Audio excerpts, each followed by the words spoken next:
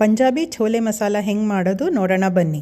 ಇದಕ್ಕೆ 2 ಇಂಚು ಚಕ್ಕೆ, 12 pieces pepper, 3 ಲವಂಗ, 1 ಟೀ ಸ್ಪೂನ್ ಓಂಕಾಳು, 2 ಟೀ ಸ್ಪೂನ್ ಸೌಂಫ್, 2 ಏಲಕ್ಕಿ, 1 ಟೀ ಸ್ಪೂನ್ ಟೀ ಪೌಡರ್. ಇದನ್ನೆಲ್ಲ ಒಂದು ಫಿಲ್ಟರ್ ಅಥವಾ ಬಟ್ಟೆಗೆ ಕಟ್ಟಿ 6 to 7 hours ನೆನೆಸಿರೋ ಛೋಲೆ ಕಾಳು ಜೊತೆ ಕುಕ್ಕರಲ್ಲಿ ಹಾಕಿ 6ರಿಂದ 7 ವಿಸಿಲ್ಸ್ ಕೂಗಿಸಿ.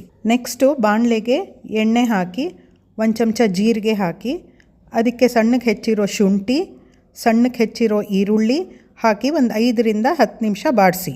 5 ನಿಮಿಷ ಆದಮೇಲೆ ಟೊಮೆಟೊ ಪ್ಯೂರಿ ಹಾಕಿ ಅದನ್ನು ಒಂದು 5 ನಿಮಿಷ ಬಾಡಿಸಿ. ನೆಕ್ಸ್ಟು ಇದಕ್ಕೆ 1/4 ಚಮಚ ಜೀರಾ ಪೌಡರ್, 1 ಚಮಚ ರೆಡ್ ಚಿಲ್ಲಿ ಪೌಡರ್, 1/4 ಚಮಚ ಆಮ್ಚೂರ್ ಪೌಡರ್ ಹಾಕಿ ಸ್ವಲ್ಪ ಬಾಡಿಸಿ.